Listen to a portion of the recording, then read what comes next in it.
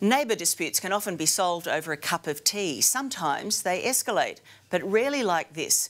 A 64-year-old woman in hospital, bruised and broken from head to foot. Inika says it was all over a tree. He stood on my life and put it out like a cigarette butt. A brutal beating on an innocent great-grandmother in her own home. I remember being on the floor and him hitting me, and I remember saying to him, "What have I done? Why are you doing this? What have I done to you?" The alleged assailants, not strangers, but two next-door neighbours. I thought they were just your normal, everyday country people, and they weren't. A dispute that turned violent, all over a tree.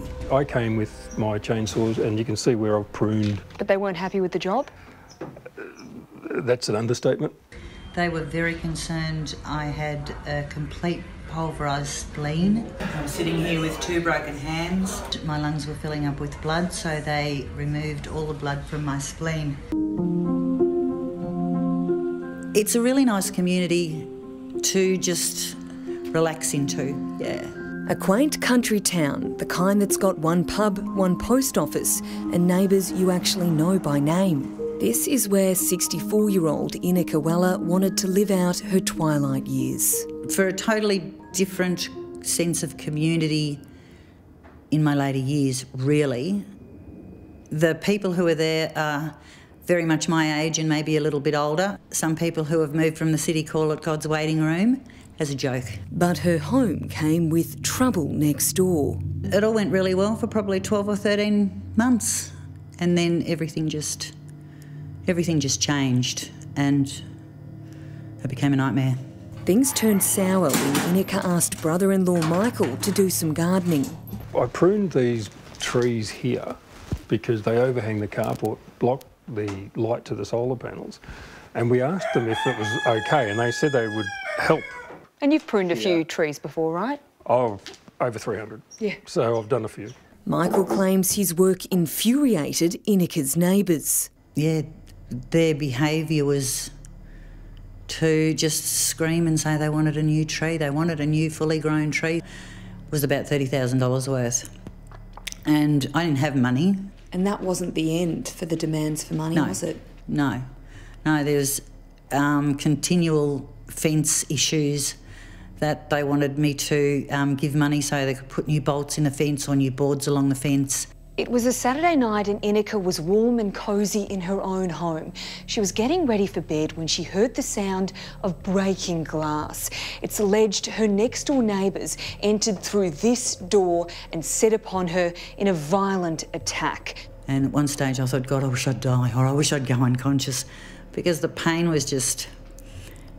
Inika says she somehow got herself out the door and escaped in this car, which is just as battered and beaten as her.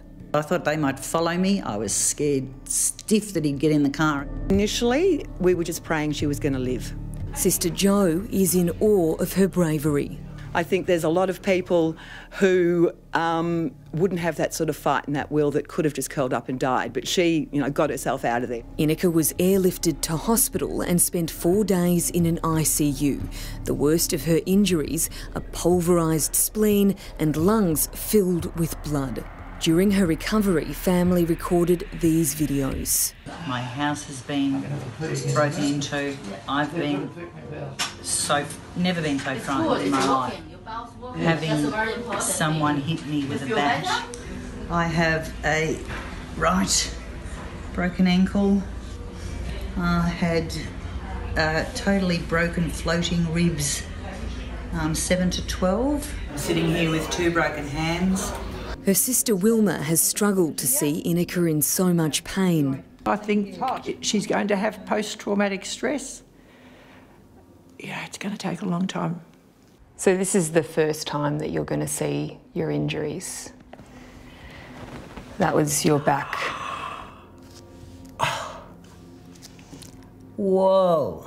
Oh, geez, he must have hit me with some force. Then I have to be on antibiotics for at least 3 years, and that makes everything more difficult. I'm not going to be able to help look after any sick children, my grandchildren, my great-grandchildren. I'm not going to be able to help.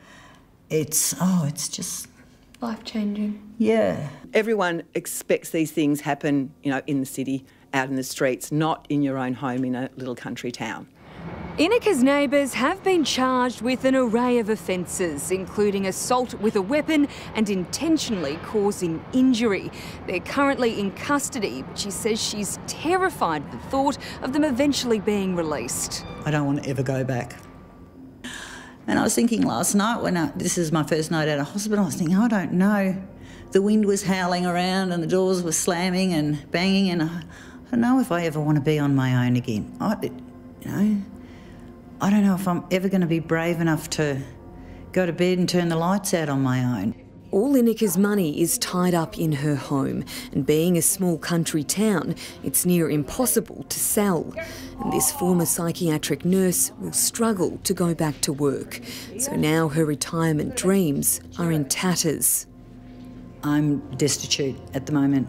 This has changed Inika's life forever. She will never be the person that she was, physically or mentally.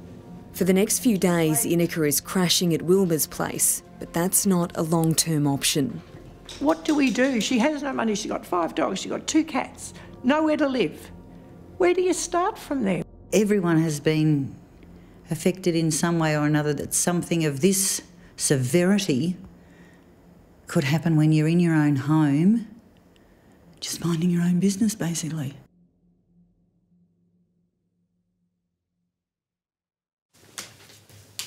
Two men are due to face court in November. If you can help Inika in any way, please send us an email. Our address is on your screen now.